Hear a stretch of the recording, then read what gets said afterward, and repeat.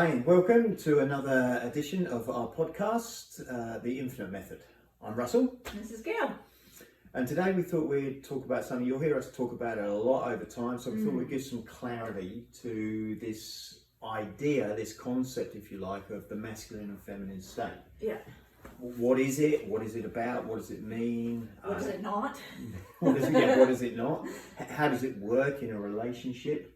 Yeah, so the masculine and feminine states, if we can just frame it up initially, like I think the three things I want to talk about from the feminine point of view will be surrender, vulnerability, and sharing yourself and asking for what you want. And I think from the masculine energy point of view, Russell's going to deep dive into... Well, I think it's, there's obviously so many topics and parts of it, and it's one of the most tricky things to learn, I think, in a relationship. And as we coach couples, it's so often the question that's coming up is, well, what is the masculine? What is the feminine? What does that mean? Am I being masculine? Am I being feminine? And so... And how to make the juices flow really inside the relationship. I think that's the whole point of the masculine and feminine states. And we are going to talk about it as states because it is an emotional state that you be in. And so from a masculine point of view, so we kind of, for this, we distilled it down to three places.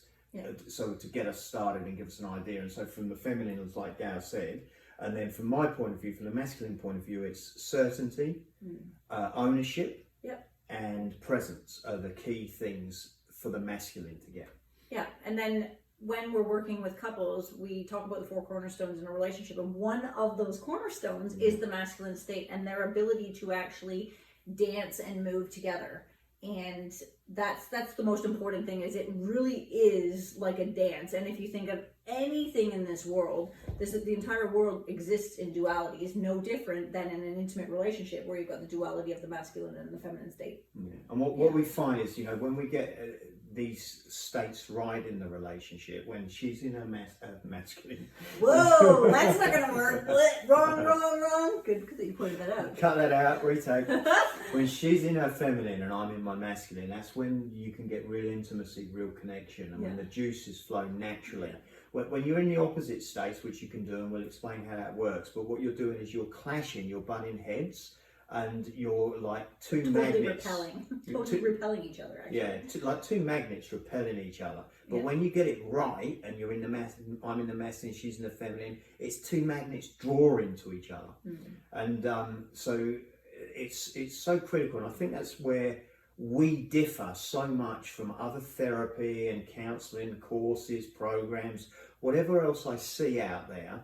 They don't get the masculine and feminine state right as the beginning of the... Like at the forefront, like right as people are beginning their journey. So, and I think the moment you actually, like for me, the moment I drop into my feminine and I breathe into my body and I feel what's going on for me and I allow myself to be vulnerable and to open up and to share myself and then ultimately to surrender into the relationship, that creates a new level of intimacy versus if I'm in my masculine state, just to give you the opposite effect, is like it's controlled and it's hard and it's like, stuff becomes tight in the body and it becomes this weight to carry, and for a woman, it's exhausting to be in a masculine state. It will take you out if you, and I've done this, so I've tested the theory. If you allow yourself to be in the masculine state for too long, your body will say, no way, no how, and then people find themselves getting sick, exhausted,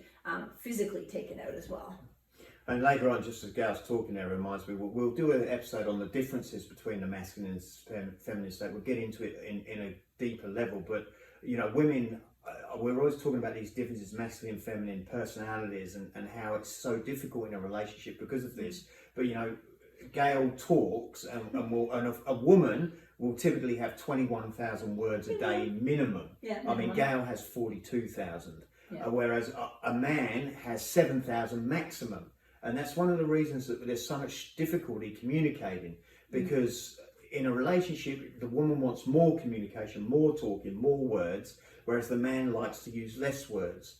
And then oftentimes Russell always says, he'll get like a woman who said, well, I think my man's had his like language center cut out, because it's like, you know, you get the one word answers, and we've all experienced that. How was your day? Good. What's going on? Nothing much. What are you watching?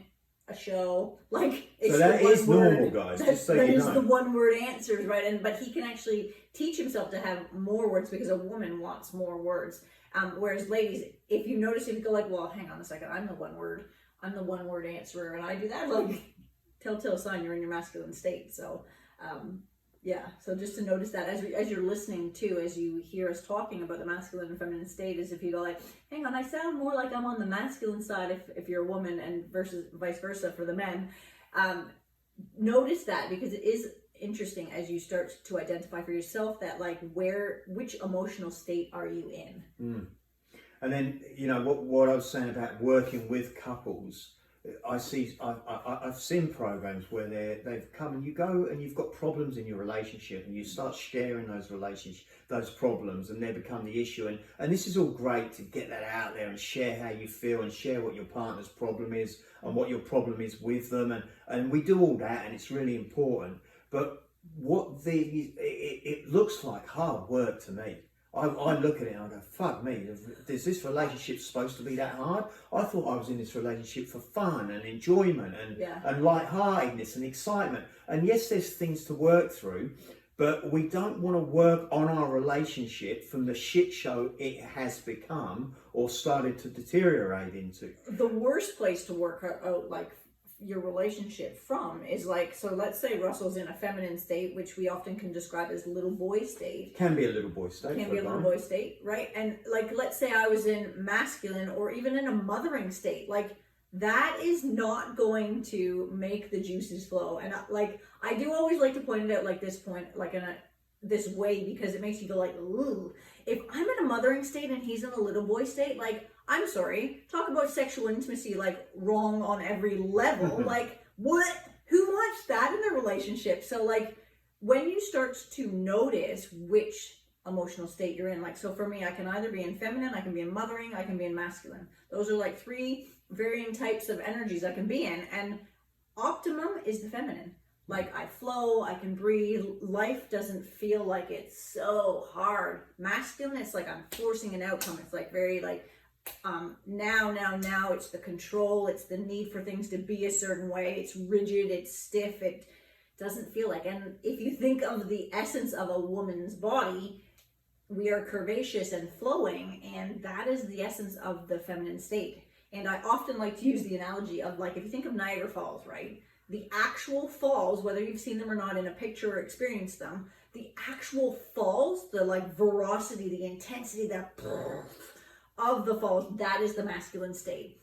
And then the feminine state is, you know how there's the water going down the falls, but it's actually like, it's finding the path of least resistance, and it's all the rocks and the curves and stuff that's happening along the way. The water still ultimately gets down to the bottom of the falls, but it finds the path of least resistance, and it flows through and moves around whatever it needs to in order to get to its destination, meaning the end of, like, into the water, like into the bottom of the falls.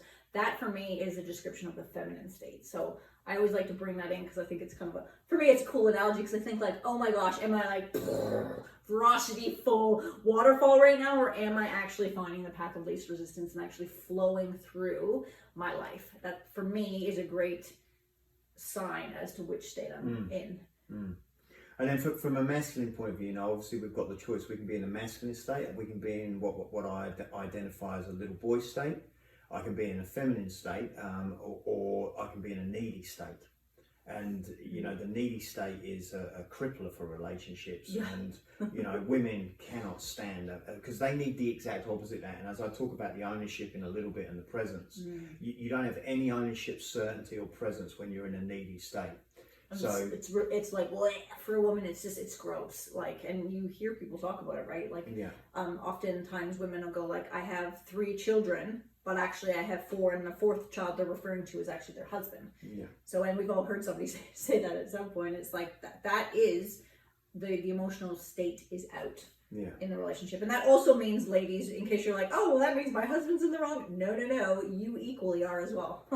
And then, so what we talk about in the, you know, people say to me about therapy now, and we say we create results like 1,000 times faster. And one of the reasons we do that is because they don't change the state in therapy. You go in there and you've been in a needy state or a masculine state or a feminine state, whichever's the wrong state for you, or the state that doesn't work, if you like. Not so much the wrong state, but the state that doesn't work, the state that doesn't bring you joy. It's not the optimum state for a relationship or for your life.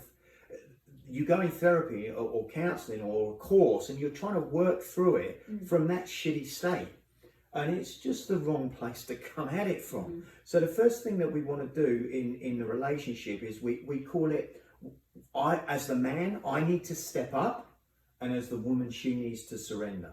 And what we found, and what we're talking about, is we're talking about what we found over time and what we've observed working with couples, not what we think is right or not any opinion we have, but what we found over time is that for the woman to surrender, she needs the man to step up first. Yeah, and when a man steps up and he takes ownership and holds that space, that presence, it's like having the best Christmas gift under the tree, right? It creates a safe space to surrender, to be vulnerable, to share yourself, to ask for what you want. But then on the flip side of it, as well as for myself and for women, it's like, you don't want to wait for that to happen in order to. Like, I want to be in my feminine state for me at a forefront, because it's a beautiful gift I give myself.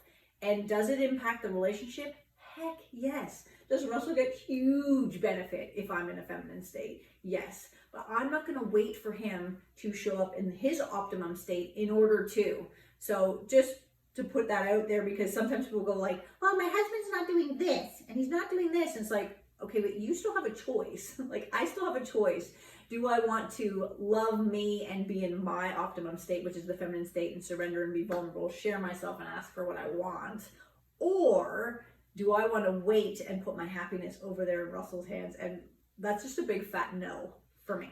And should be for any person. That don't ever put your happiness or the success of your relationship or the goodness of your life in the hands of somebody else, because I promise they will cock it up every single time, and not intentionally. He's not going to do it out of malice or because he wants me not to be happy. It's just naturally, you've got to take responsibility and ownership for your own life. I think we're always talking about responsibility as well, in the relationship entity. So she's 100% responsible for it. I'm 100% responsible for it. Yeah. If she's not doing her part, it's not, if she's not in her feminine, my job's not to say to her, hey, great, we can share, we can talk, we can create moments, which we do, the space. And we can do that, but ultimately, she might not be in a place where she's wanting to be in her feminine state right now. She might be going through something. So again, we talked last time about how to give space. Well, I have to hold the space in a masculine state for her to be able to come back to her feminine state. And if I'm in a masculine state, I won't be wanting to say to her, you're not in a feminine state, so I'm going to just be in a little boy state, or I'm going to be needy. So if you actually are saying that thing, like, hey, you're in your feminine state, or you're not in a masculine state, like, check yourself. Yeah. Really check yourself, because if you feel the need to say that, the probability of you being in the wrong emotional state is high. Yeah. And then the other thing I was going to add in there as well is, like, for women, when your partner is in a little boy state, the worst thing you can do is kick into a mothering state, because essentially what happens there is you're almost like locking him into that space. Whereas if you be in your feminine state and you hold space for him, the little boy, like, the man will reappear at the point in time where he's moved through whatever he needs to move through. And again, I think it flows on really nicely from the holding space point of view from both people's perspective, because it is an important gift that we give each other, and the space to allow your partner to move through whatever they are, whether they're in their optimum state or not. And know that it's ultimately not your responsibility to pull them out. So I hear that, I think we both hear that often with clients, is they think like, well, how do I get him out of that? Or how do I make him change? Like, because if I'm referencing Russell, how do I make him change or make them do this? And it's like, you actually can't. The only person you can ultimately be responsible for is you. Now, if I shift my state, like if I'm in a crappy state, I'm in a masculine state, or I'm, in mothering, if I shift my emotional state, that gives a space for Russell to show up differently, and power and influence is how he bees. So do you have influence over there? Yes, but you can't make it happen. Right? And the same is true for you, right? You would notice that too, is if like you could change state, which ultimately can create influence. Yeah, well, our states influence other people, right? So if I hold the masculine state space, we always want to be in rapport in a relationship. And the trouble is with most people is one person goes down, the other person goes down with them.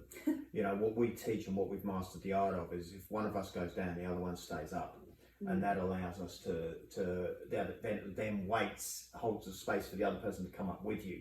Yeah. And that's what creates that. So, you know, the job here is not to worry about, for me, what state she's in.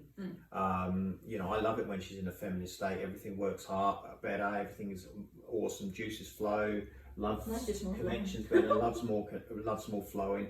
But you know, when she gets in a masculine state, then we can butt heads. So I need to find a place in my masculine state where we don't butt heads, because I don't want to be doing that either. And I think that's what's important to understand about the concepts that I'm putting forward today of the certainty, the ownership and the presence, especially with the certainty and the ownership. Because what people do is they filter information, and you can cross-contextualize stuff. And you can hear ownership as control, or you can hear certainty as being right, or you can hear ownership as dominating, or you can hear certainty as knowing everything, or you can hear certainty as always telling me what to do, or you can hear ownership as being the leader and making sure, and it is an emotional leadership, but it's not like we partner each other in our relationship. Yeah. You know, you can hear any of that as the masculine being strong, which the masculine is strong, but Gary's strong too. There's a strength to the feminine, and a beautiful strength. Beautiful strength, the power, and powerful. Like a power and a intensity. It is like a. Yeah. It's a beautiful. It's potent, right? So please don't cross-contextualize or add your own version of what we're saying. No. Or make what we're saying be the everything about everything. Like, we're trying to highlight one of the things for the masculine to be in the relationship is certain. Yeah. And the reason that we need that and that works in a relationship is because the woman has all these emotions going on. We both have emotions going on, but for a woman she's emotional, but for a woman it's always about certainty and safety and control. It's always about safety. Get it right, Russell. Take that bit out again. Sorry, Russell's on a roll today. And security. Yeah, it's always about safety and security. Everything, it's really an interesting concept, because people go, well, what do you mean by that, right? And like safety and security, if you think about it, most women at some point in their life have walked down a street and feared for their life. Now, I'm not saying that men don't experience this, because they do, but if you take it to a normal everyday, men don't traditionally walk down the street and fear for their life. Yeah. And it's funny because I observe this, like when I'm walking, for example, like out in nature, and I've got my headphones in and I'm listening to music, right? And then a bike like drives past, like just like flies past you, and I feel myself jump. That's what I'm talking about. Like that, it's kind of like reminds me, like, oh yeah, that's that safety and security. You kind of feel like off kilter for a moment, and then you flow back in. I'm completely safe. There's nothing wrong. Nothing's actually happening, but that instinct inside and that feeling is that something's a little unsettling and unsafe at the moment, and that's going on all the time for women. So like when it's very different, you know. Like I like to think when you walk into a car park at night time and your car's under a lamppost and there's light, and if you're a woman walking to that car in a dark car park, it's a very different experience than a man walking to it. Yeah. Like, men can be afraid, and we do get scared of different events, but it's that initial understanding of the foundation that goes on there in the feminine state. Yeah, which is what we talk about from a safety and security point of view, and that's happening all the time, even in conversations. Like Russell can say something, and I can then emotionally feel like unsettled and unsafe, and not because I'm safe in that moment, but emotionally it feels like something's not quite right, and then it's unsettling and unbalancing. You know, and Gail's the cook in the relationship. She loves food. She's a big foodie. She's always saying that. She's always loves something to eat. And you know, yesterday I'm not. I mean, she was talking about her talking to someone. You know, I had to make my own lunch the other day. That consisted of 2 pieces of bread with a sausage in it. which for Gail is completely unheard I of. can't even imagine. Where's right? the lettuce? Where's the sauce? Where's the garnish? Where's you the know? experience? I don't need any of that. I just need food. You know? So we're very different in personality anyway. And then so she comes down yesterday and she's sitting on the steps looking down while I was downstairs, and she says to me, you know, well, what are we having for dinner?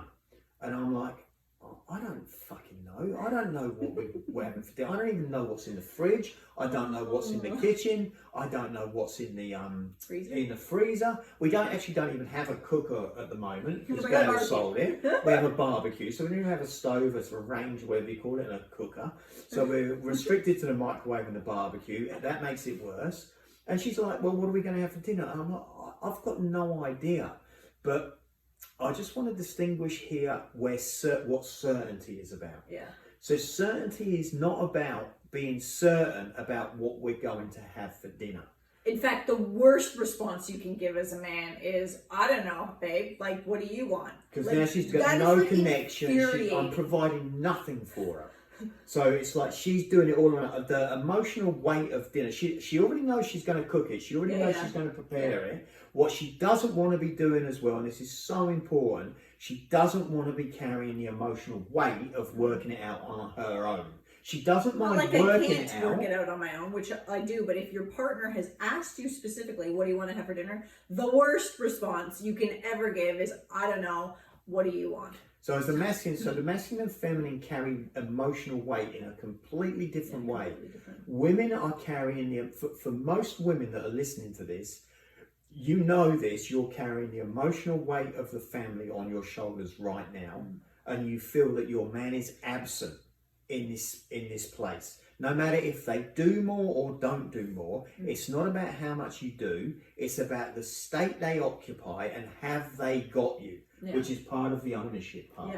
But just going back to the food analogy, what she requires in that moment for me to participate in the relationship and own some of that emotional weight is she requires a state of certainty. And what that doesn't look like is a state of, oh, I don't know, babe, you work it out. Or I've got no idea, what is that? What it requires is a conversation of where we connect and talk about it and work it out together. Yes, I think yesterday, for example, if we're using that example live, did I do good? Did I? Because I don't know. I can't. I remember the example, but I didn't want to talk about it because I can't remember if I did well or did bad. So I could have actually screwed up yesterday. But either way, it's a learning and teachable moment, right? Yeah, so we don't have to get it right all the time. No, that's the point. Is you're not going to get it right all the time. So the first thing he said to me, "Do you want to eat out tonight?" And I said, "No, I don't really. I don't." So see, I participated. I had an idea, a thought, thought, and I interacted. I input something. Yeah. So and I said, no, I don't want to do that. So I'm going to interrupt you again. Yeah. The moment I do that, points. That takes points. That's we'll another talk about conversation. Another topic, but like points. But just to put it in there. The moment she says it to me, if I say to her, I don't know, what do you think, or I don't know, you work it out. The moment I say that, 100% emotional weight like a brick lands on her head or her shoulders. And some version like, are you fucking kidding me? Like, I wouldn't have come and asked, this is in my mind, right? I wouldn't have come and asked you if I fucking knew what we were having for dinner. What the fuck is wrong with you? Like, some version of that is going on internally, just to give you guys the, like... This all also ties into sex, believe it or not, in a woman's world. Men, if you're listening to this is all foreplay. And this all ties into whether they're going to be receptive to sex later on, when you want to have it maybe, and how much connection have you done, and we'll do that again later. But right now, what we're saying is, if I say that, it lands 100% emotional weight. The minute I said to her, well, how about takeaway? She's got, my man's present, he's here, he's taking ownership, he's involved, he cares about me. He wants to participate. I feel loved and connected, and like I matter. Like what I need in that moment matters to him more than I don't know what to have, which he may have going on in his mind in the background, but like saying it out loud is like kind of like wrong answer. So this is such a simple thing, but takes so much to learn it. Yeah, and it's indicative of how things happen later on. Like in how you're showing up. So like even if And Russell will tell you, he used to have like a list of 2 or 3 things. He would go, okay, what are 2 or 3 meals that I could suggest? I was prepared. I got prepared. Right? Like he actually like, this is not even bullshit. I would go sausage and mash and gravy, pasta, some sort of pasta, steak, potatoes, and chicken. What do you call those things with the breadcrumbs on? Crumb chicken. Crumb chicken, Yeah. and something. No, what's the other one with that you get? I always Parmigiana. have Parmigiana. Yeah. Chicken Yeah, Parmigiana, right? So I'd have a little list of these things. That's better. Like, even if I know he's got the, like, I knew he had the list, by the way, but even knowing, like, that is better than not participating or saying, figure it out on your own. Yeah. So, like, yeah, so he asked that question last night. He said, do you want to get takeaway? I said, no, I don't really feel like takeaway. And immediately what's happening for me is I'm opening up a space of, I don't know what to have, and, like, not wanting to deal with it on my own. Now feeling like I've got a partner in my relationship to figure this thing out that's dinner, right? And then I think the next thing I kind of went like, oh, well, maybe I could actually do this. So sometimes you might have to say 2 or 3 things, but I think last night I'd said, no, I don't want to take away. 2, and then after those 2, Gail, see, once she's got the interaction, she'll work out what she's going to have, you know? So the conversation normally goes like...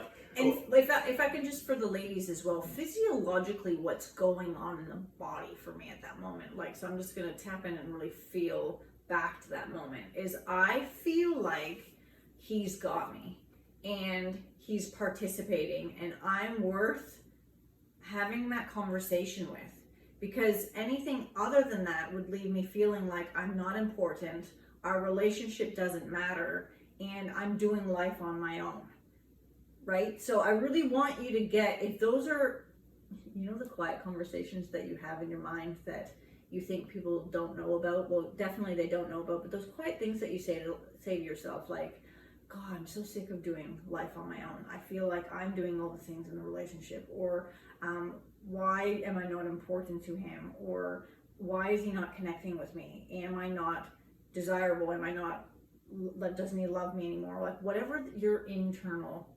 conversation is happening, this small interaction, gentlemen, can totally transform your relationship and that internal dialogue for a woman. And I know it's as meaningless if you think as talking about what's for dinner, but this tiny little conversation around dinner has so much impact and emotional shift internally for your woman. Yeah. And I really think it's important that you get that, because it sounds like trivial, like it's just something you do it every day. You have to make dinner every day, but it makes a massive impact on the relationship. Like massive. Yeah. And we were using it here to obviously we've talked now about ownership. There's also presence in there. Yeah. Because like I was doing something when she asked the question, but I stopped what I was doing to give her presence. And the thing with presence is, you know, women know when your man's not present immediately. When he's thinking about something else, women know immediately, straight away. So when you when you're present from a masculine point of view, you have to really be present. That doesn't mean your mind won't think about something else instantaneously, but bring yourself back and let her know that she's the number one focus. Women want to be, more than anything, the number one focus. Yeah. Safety and security, the number one focus. They are the 2 key points for a woman. Yeah. So if you can bring presence, which in that moment I obviously did, and if you watch this on video, you'll actually see I'm doing it on video right now, is I'm bringing presence. Yeah. That makes her feel better. It makes her relax. You can breathe deeper, ladies. Like, you can feel your breath actually moving through your body. And there's like a calm and a serene feeling. Like, right? That deep breath, that like, wow, like, he's got me. Right?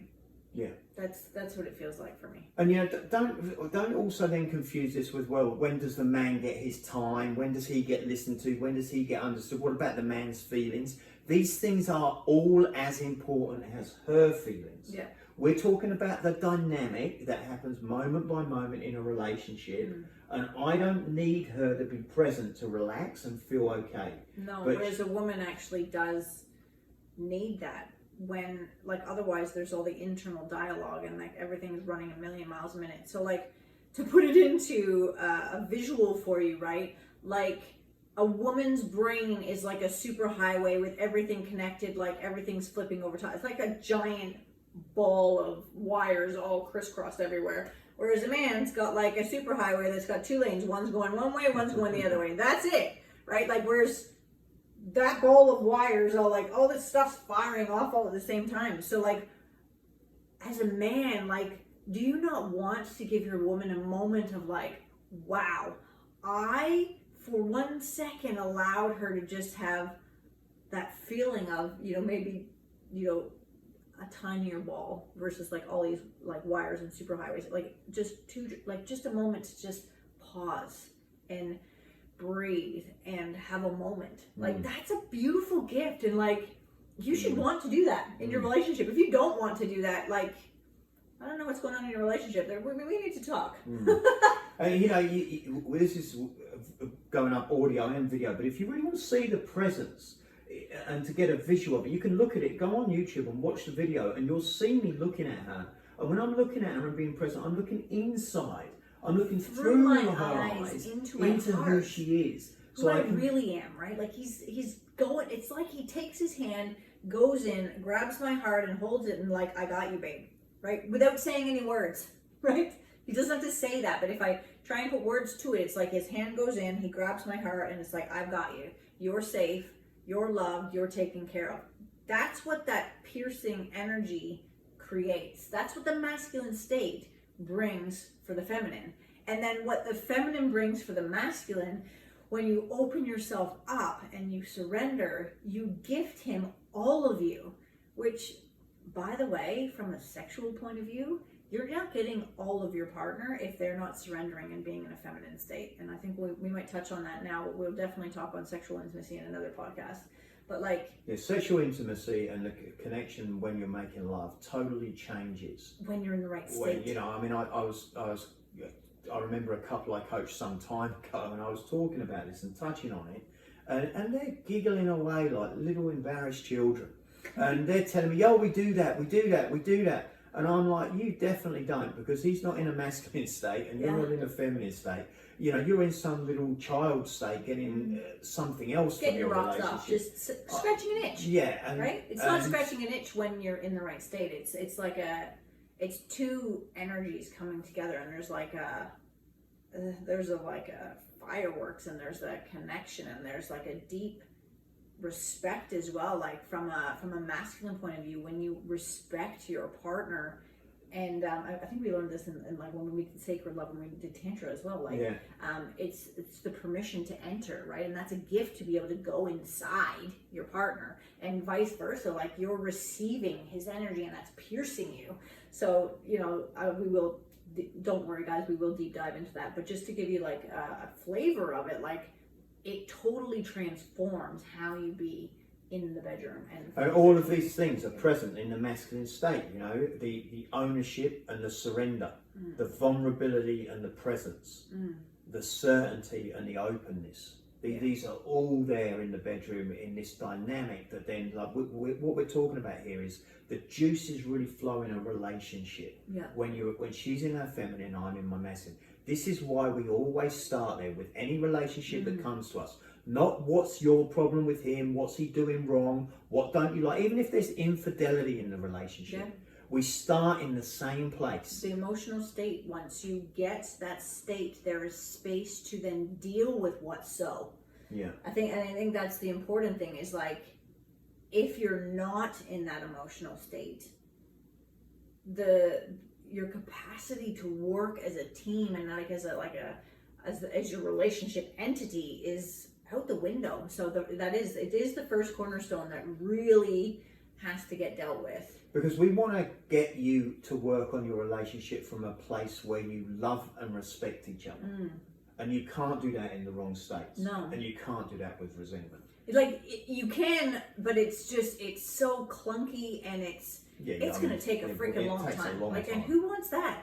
You like, don't you want to go to like your first session of working on your relationship or have your first insight and make change in a moment, like and fall in love and in fall that in love, session, right? Like, and we've done I that think, in 3 hours for people. We've done that. yeah, and I think back to like, I mean, we've had this multiple times, but a couple of different couples have shown up to our 3-day seminar, right? They show up on the first day and you can cut the tension, like, you can feel it in the room, right? They're sitting on opposite ends of the room, right? And then by the end of the second day, they've come back together. They're sitting together. You can see there's like beauty. And I've even had one where like rings were off, like it was game over. And by the end of the second day, the rings were back on. By the end of the third day, their commitment to their relationship and each other and the love is back. And that's possible in 3 days. It's possible in 3 hours. It's possible in one session. Because it starts from getting the masculine and feminine state right. And the moment you get that, you then have a new framework and a new feeling, because it's a feeling inside more. It's not what you do or say. It's a feeling inside your body for both the man and the woman, like feeling your emotional state and then working together from there. And that's why change is possible much quicker than people can even imagine. I think that is one of the differentiating things from how we work with couples to other people, is because change is possible really quick, right? But and that's what we want to emphasize it, because this even if everything else in your relationship's not working, you'll be amazed at what changes once you get this state right. Especially, I want to talk from a masculine point of view for a moment, because you know, we do find a lot that because the woman's about safety and security, from a masculine point of view, it really is this stepping up idea.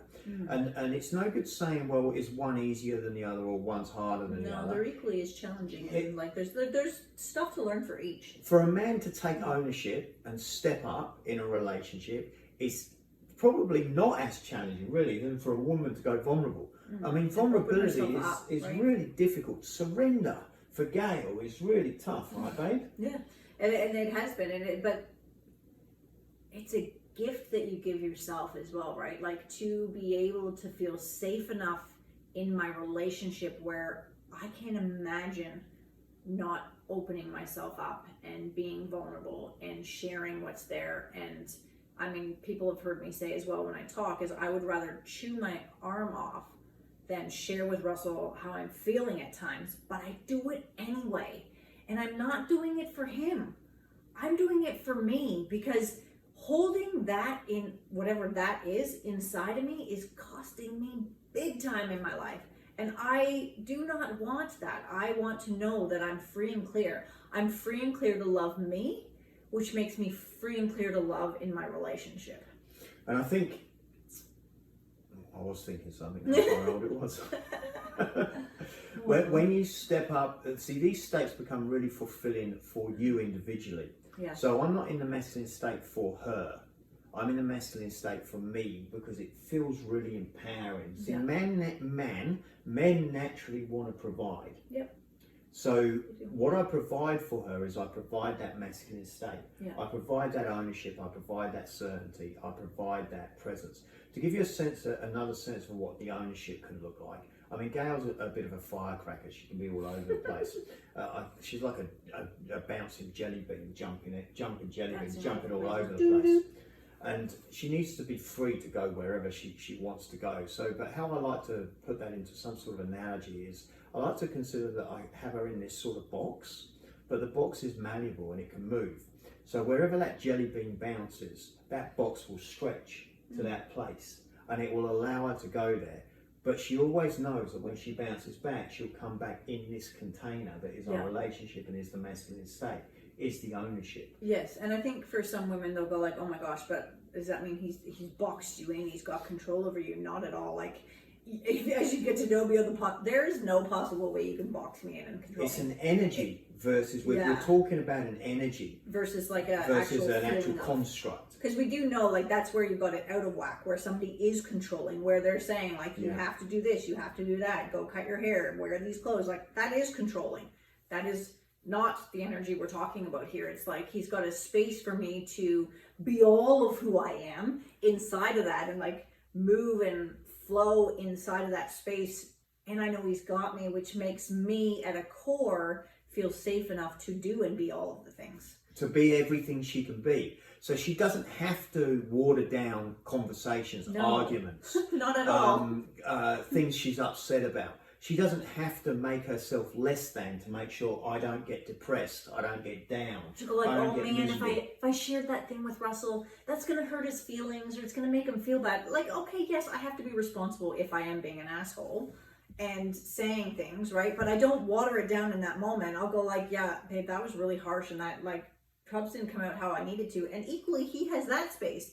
If he says something to me that sounds like pathetic and like, oh my gosh, like that just sounds like I'm being like a whingy little bitch, like there's the space for that, because we don't need to be in our best version of ourselves to have the space to share when you get the energies right, because we know who each other is at a core, and we love and respect the space that we have to be able to communicate. And sometimes I do like to be a whingy little bitch. And so if I want to do that, I need the space to do that as well. So, I've been in these situations where I know what I'm going to say to her is needy and pathetic. But he says it anyway. But, we know withheld communication doesn't work, right? What was that time where you actually did? No, that's so embarrassing. There was a time No, let's not share about it. I am going to share about it because I think it's really important. There was like a time where Russell actually said to me, and he's like, which, like you can kind of go like, what the actual... right? But like he said, I just need you to hold me. And I'm like in fetal position. I wanted just to lay up in fetal position. And I just needed to be held. I was just at a moment of vulnerability, of openness, of sadness, of hurt. Which you could go like, oh my God, how gross. Like, he's not in a masculine state. I said to her, grab your balls. But no, I could actually give that to him so that he could have that moment, not from mothering, let me be very clear, not as his mother figure, not as a masculine state, as my feminine, open, surrendering self. I could surrender whatever shit I had going on or whatever meaning I was making of what was going on for him, story I was creating. I could actually just be there and gift him that moment. And that's happened both ways as well, just to be clear. It's not just and I'm not actually embarrassed about it. It's just people go it's like, what whoa. I needed at the time. And if you can't get that from your partner, then who are you getting it from? But she can't have me be like that all the time, because that would just be in a feminine state. So the other side of ownership I like to put it across as is that I like to consider that she gave me her heart. When we started our relationship, she said, look, here's my heart. Look after it, protect it, take care of it. Don't let anybody hurt it. Promise me that you've got me, you've got it. And I like to think that that was like a gift. And I hold that heart in a ball of cotton wool, and I treat it as if it's my most prized possession, because it's a true gift that she would allow me that amount of vulnerability. And it's from a woman's perspective, it's the moment I went all in. Like, I can look at past relationships and I would have had the back door open, or it's like having an insurance policy just in case. Like I had exit strategies, whereas that was the moment, and there was a defining moment for us where I went all in and I gave him my heart. And there is no exit strategy. There is no back door. There is no insurance policy as to get out of jail free, right? Like, it's like we're all in, we're in it. And that level of like in it for a woman is like, that is the surrender, that is the vulnerability, and that is the level of safety and security you want to know that you can feel inside of a relationship and know that he's got you.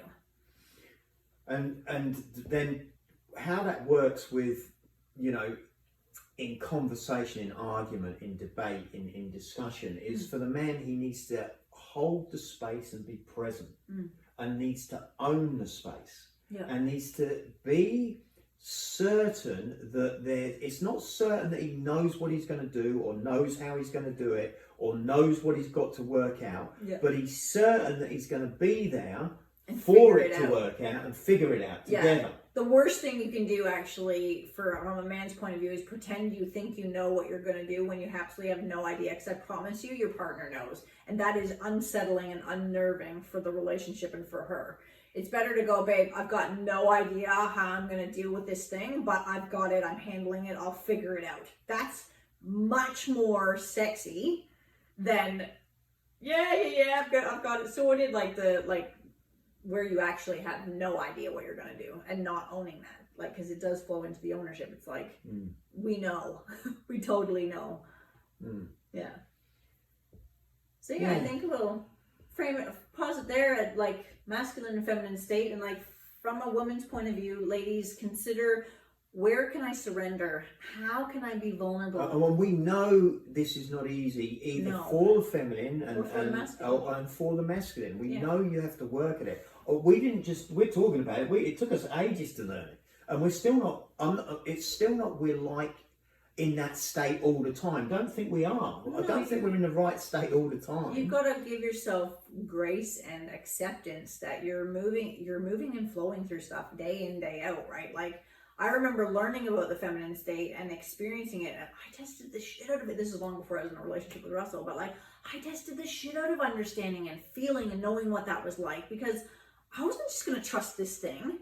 But I think that's the gift I have to be able to give women now, is like, you know, don't feel like you have to test the shit out of it. Like, I've done the hard work and I've done that so that you can actually flow through and get this gift quicker for yourself. Whether you're in a relationship or not is irrelevant. You want to understand the feminine state for yourself. And I think that's a really important thing to know, is like, you don't want to just do it because you're in a relationship or for your partner. Like, I gift myself the feminine state for me, and then practice where you can surrender, where can you be vulnerable, where can you create a level of openness and sharing yourself and asking for what you want, no matter what, whether it's big or small. How can, like, even, will you get me a glass of water? Like, it doesn't have to be complex things straight away, guys. Like, start with little things that don't have emotional impact for you, and start there and go, okay, that's what that feels like if I ask Russell to go and get me a glass of water, or if I ask him, oh, can you do this thing, right? Start little and build up to the bigger things, or jump straight in. I don't mind, but just so that you can see, you can start wherever you start, and that's perfect. And from the men?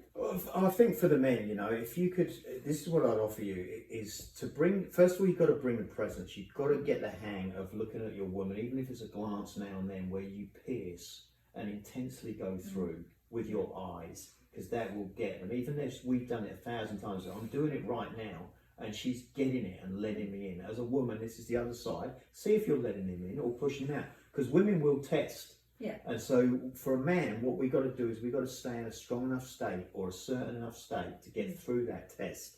Yeah. So first of all, from a man, start to give your woman those looks, Presence. you know, that presence. Then notice that if you haven't been in a masculine state, what happens with women is they store up words. So the minute they think they've got you, there's gonna be words. And those words will often appear like they're personal or hurtful to you. Yeah.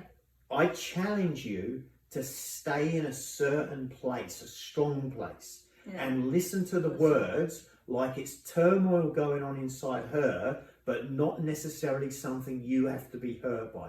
Don't step down to a little boy state. Stay and be there like ownership, like I've got this, I've got her, I can handle this. I can handle whatever she's going to bring. And I want her to know that. And the more she knows you can handle it at first, the more she'll bring it, I promise you. Because this is why she's with you. Yeah. In the first place, this is what she saw in you. Yeah. She saw, before you started complaining about how much she complains, before you started getting upset with how much she doesn't love you, before you started getting hurt by all the things she talks about, before all of that happened, what she saw in you was certainty, ownership, and presence. And all the time in the world for her. And when you wanted to get in her knickers at first, that was all you bought, because that was all you could think of. And that was all that really pushed you forward, and that's kept you in that state. But now that's feeling has gone. I mean, you still like to get in her knickers, I get it, but that feeling has gone, and it's not as intense. And often she'll let you in anyway. Yeah, you lost the chase, right? You lost the chase. We'll talk about that in another podcast. Yeah, I think this is going to go in. We have to talk about the chase and the dance of the masculines. We didn't even get into that in this one, so there's so much. So we will continue. We will continue to open up this conversation. But for now, for you men, bring the presence, bring the ownership, bring the certainty. Yeah. In the conversations, in the moment, and if you can do that, and you can do it with the right level, she will surrender. She will surrender. She will breathe a little bit deeper. She will be like, wow, my man's got me. And she will test. We'll talk about that in another podcast. She will test. Ladies, if you sense that your man's done that after this podcast, or any part of it, even if they get it screwed up, but you think they're trying, please appreciate them. Yeah. Because men thrive on appreciation. Thanks for giving me your presence in this podcast, babe. That was awesome. That's how simple it is, ladies, but you have to genuinely want to. It's ridiculous how lovely it feels.